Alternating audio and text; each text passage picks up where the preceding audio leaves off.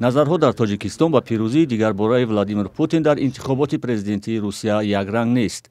Қосимӣ Бегмуҳаммад, коршиноси масоили сиёсӣ, бар ин аст ки интихоби дигарбораи Путин ба мақоми раиси ҷумҳури Русия ба равобити Русия бо Тоҷикистон таъсири хосе нахоҳад гузошт.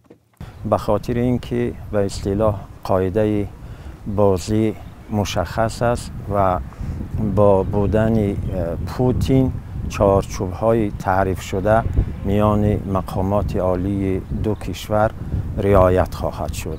قاسمی بگمحمد در ادامه افزود افغانستان به عنوان تهدید برای کشورهای منطقه باقی خواهد ماند که این فرصتی را برای روسیه در جهت تقویت نفوذ نظامی خود فراهم خواهد کرد.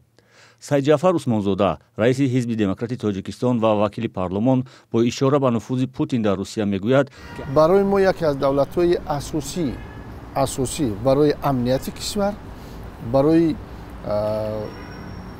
рушди иқтисодот барои мо Русия ҳисоб мешавад.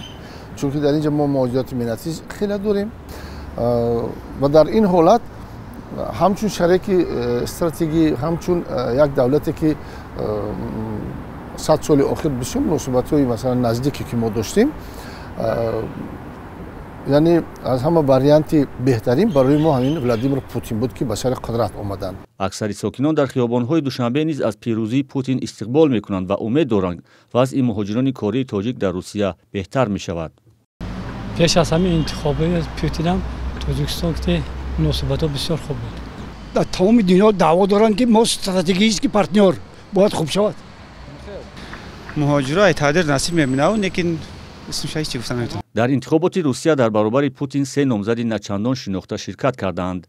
бинобар натиҷаҳои пешакӣ Путин беш аз 87% райро ба даст овардааст. дар Тоҷикистон 6 ҳавзаи интихоботӣ барои райдиҳии шаҳрвандони Русия фаъол буд.